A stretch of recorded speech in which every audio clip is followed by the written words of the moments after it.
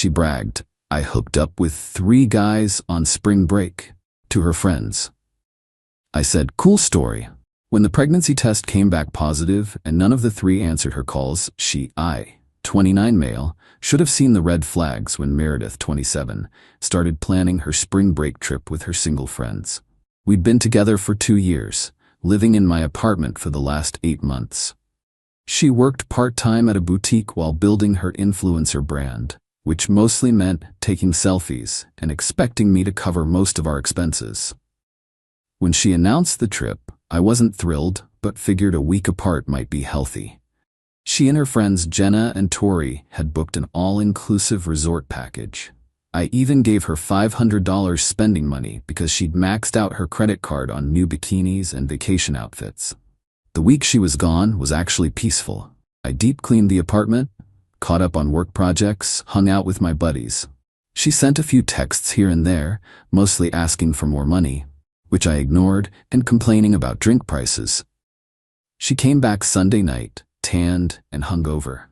I picked her up from the airport, and she spent the whole ride home on her phone, giggling at messages. When we got home, she crashed immediately. Monday evening, her friends came over for wine and to debrief about the trip. I was in my home office working but could hear everything through the thin walls. Oh my God, Mer, I still can't believe you actually did it, Jenna squealed. 3 guys in 1 week, you're legendary, Tori added. I froze at my desk. Blake was definitely the hottest, Meredith laughed. That first night at the foam party? Incredible. But Trent had this whole mysterious vibe, you know? Met him at the Tiki Bar Tuesday. What about the last one? Jenna asked. Xavier, the DJ from the yacht party. Friday night was... Wow. More giggling. I mean, what happens in Cancun stays in Cancun, right? My stomach turned. I sat there, hands shaking, listening to my girlfriend of 2 years describe cheating on me with 3 different men like it was some sort of achievement. Does Ethan know? Tori whispered. Are you kidding? No way, he thinks I was just hanging with you guys. He's sweet, but boring. This was my last hurrah before I have to start thinking about settling down or whatever. I closed my laptop and walked into the living room. 3 faces turned to me. Meredith's going pale. Cool story, I said, keeping my voice level. Jenna, Tori, I think you should leave. They grabbed their purses and practically ran out. Meredith stood up, swaying slightly from the wine. Babe, we were just joking around. You know how girl talk is. I heard everything, Mer. Blake, Trent, Xavier, the phone party, Tiki Bar, yacht. Her face crumbled. It didn't mean anything. I was drunk. It was just vacation fun. You need to leave, I said quietly. Pack your stuff and go. Are you serious right now? Over some meaningless hookups? Ethan, please. I walked to the bedroom and started pulling her clothes out of my closet, tossing them on the bed. She followed, alternating between crying and yelling.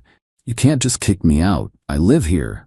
You're not on the lease. You've been staying here rent-free for 8 months. Pack your stuff or I'll pack it for you. She called me every name in the book while shoving clothes into her suitcases. Within 2 hours, she was gone, texting me nonstop from her Uber. I blocked her number and went to bed.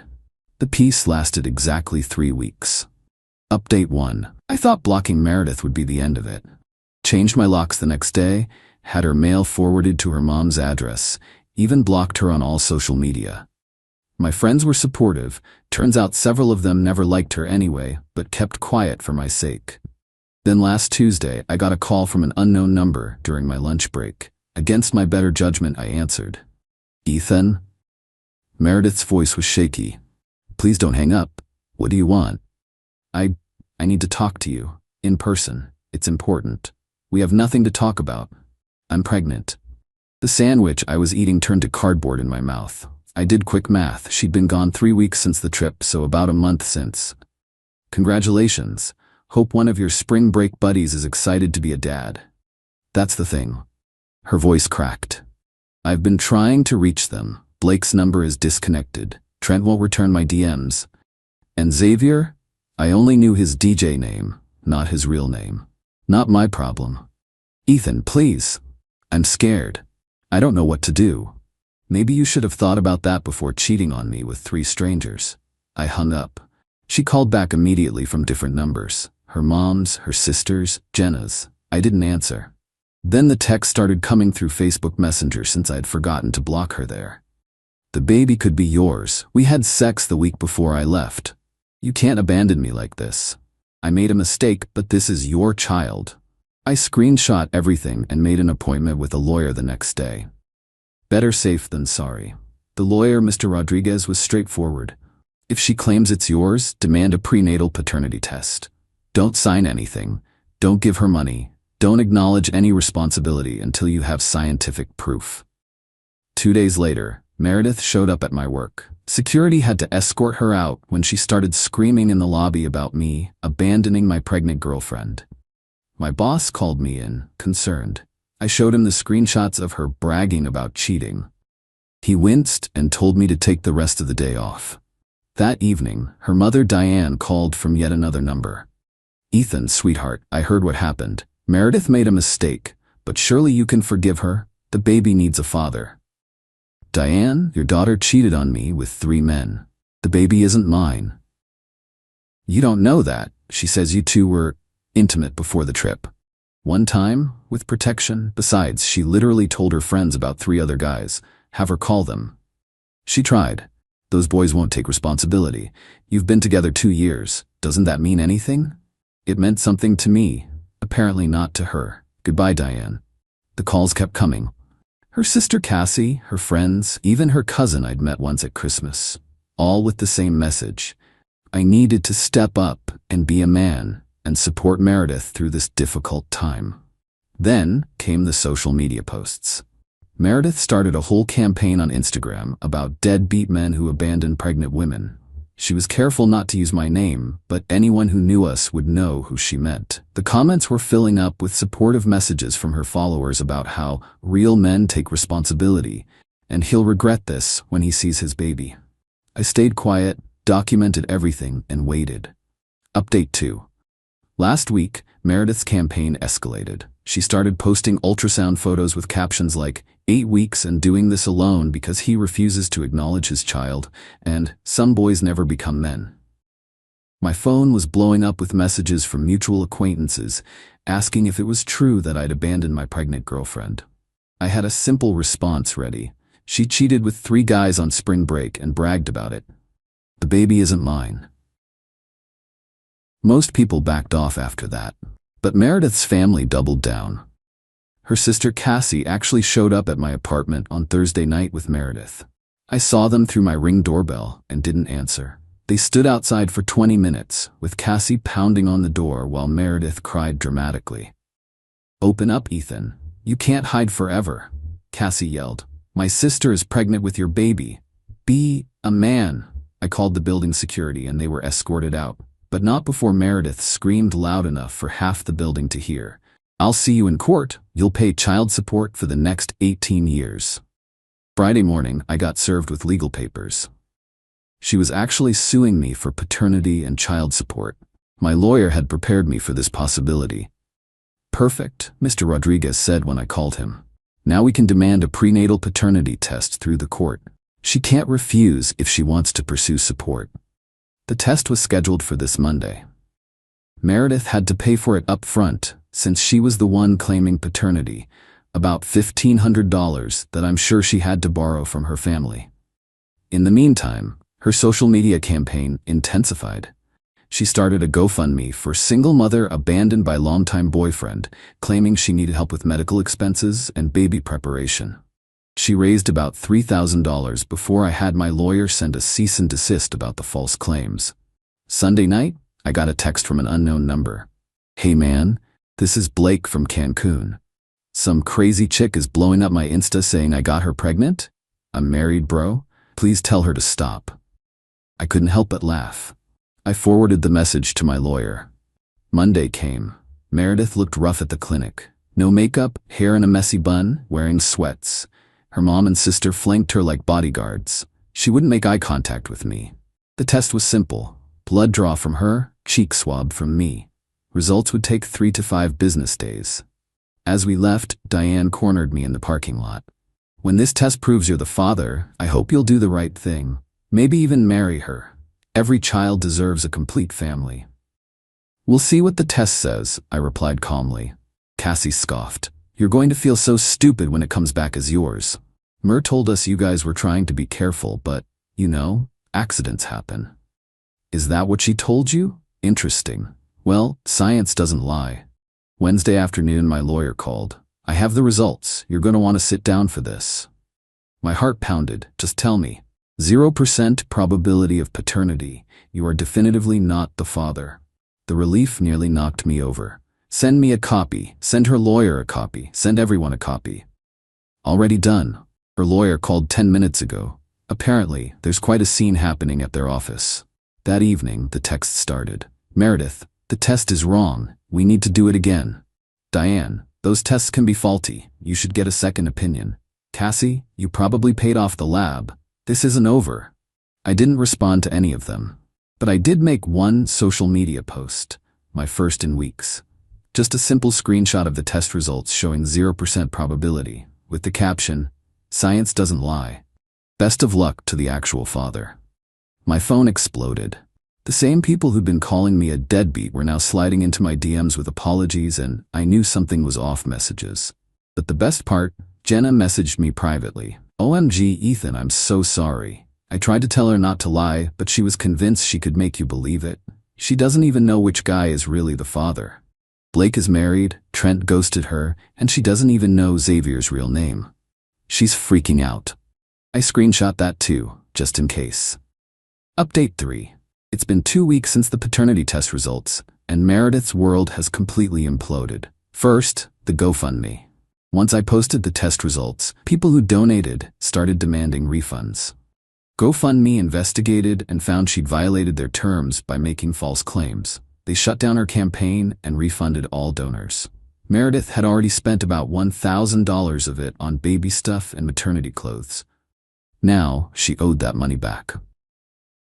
Then came the social media backlash. All those supportive comments turned into angry accusations. Her follower count plummeted. Brands that had given her small sponsorship deals dropped her. Her influencer career died overnight. But the real drama started when Blake's wife found out. Remember Blake mentioning he was married? Well, his wife Veronica is apparently a force of nature. She hired a private investigator who found Meredith's spring break photos and videos that Jenna and Tori had posted. There was Blake, clearly visible in several, including one where he and Meredith were very obviously together at the phone party. Veronica didn't just want a divorce. She wanted blood. She sued Meredith for alienation of affection. Apparently that's still a thing in some states. She also sent copies of everything to Blake's employer, his family, their entire social circle. Blake lost his job at some investment firm for conduct unbecoming or something. Blake, now desperate, finally responded to Meredith's messages, but only to beg her to take a paternity test to prove he wasn't the father so he could salvage something with his wife. Meredith agreed, hoping he'd step up if it was his. Plot twist. Blake wasn't the father either. That left Trent and Xavier. Jenna, who'd been feeding me information in exchange for me not mentioning her role in covering for Meredith, told me that Meredith had hired some sketchy online people finder service to track down Trent. She found him, along with his boyfriend of 3 years. Turns out Trent was very much gay and very much drunk that night in Cancun. He agreed to a test just to shut her up. Not the father. That left Xavier the DJ, whose real name nobody knew. Meredith spent hundreds of dollars she didn't have trying to track him down. She called every entertainment company in Cancun, stalked DJ forums online, even considered flying back to search for him. Meanwhile, her family was starting to crack. Diane, who'd been Meredith's biggest defender, was furious about the money she'd lent for the paternity test and lawyer fees. Cassie was getting harassed online for her part in the whole drama and blamed Meredith for ruining her reputation too. Last Monday, Meredith did something desperate. She created a fake Instagram account and messaged me. "Ethan, it's Xavier from Cancun. I heard you're looking for me about Meredith. I'm willing to take a paternity test, but I need $5,000 for my travel expenses. Can you help?" The grammar was too good, and the account was created that day. Plus, Jenna had already told me Meredith was broke and trying to scam money for the baby. I reported the account and sent screenshots to my lawyer, who forwarded them to Meredith's lawyer with a note about potential fraud. Her lawyer dropped her the next day. Yesterday, I ran into Meredith's mom at the grocery store. Diane looked exhausted and about 10 years older. She apologized for everything. I believed her, Diane said quietly. She swore up and down it was yours, said the spring break thing was just a story to make her friends think she was cool. I spent my retirement savings helping her, and now, she shook her head. She's living with us again. Still no idea who the father is. Still posting on Instagram like nothing happened, talking about her journey as a single mother. I'm sorry it worked out this way, I said, and I meant it. Not for Meredith, but for her family who got caught in her lies. Can I ask you something? Diane looked uncomfortable. Was she always like this? The lying, the manipulation?